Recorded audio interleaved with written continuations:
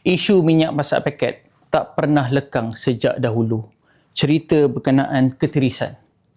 Susah nak jumpa dekat pasaran. Dan yang sekarang ni yang orang gembar-gemborkan, banyak sangat warga asing borong subsidi minyak masak ini.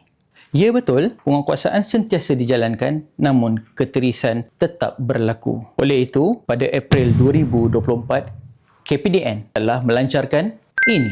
Tujuannya adalah untuk mengurus dan memantau ke mana perginya minyak masak paket ni di peringkat runcit. Caranya mudah, download aplikasi eCOS dan guna kad pengenalan untuk beli minyak masak paket. Langkah pelaksanaan eCOS ini sebenarnya lebih kepada serampang dua mata.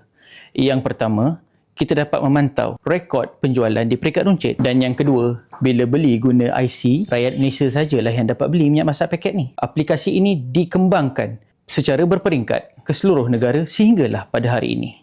So far, pelaksanaan eCOS ini membuahkan hasil dan nampaknya seperti ada sesuatu yang ingin dibuat oleh pihak KPDN. Dan pada 29 Januari yang lalu, Datuk Armizan Muhammad Ali, Menteri KPDN, telah mengumumkan ini di Parlimen.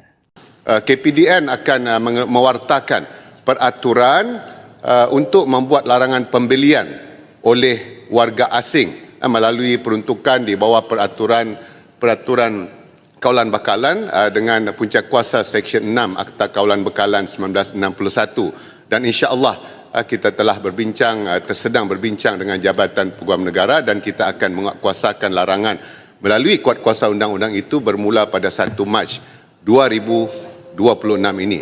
Lepas ni kalau nampak warga asing ada cuba membeli minyak masak paket ni, jangan risau, lapor saja pada KPDN. Senang sahaja pakai WhatsApp di talian 019-848-8000.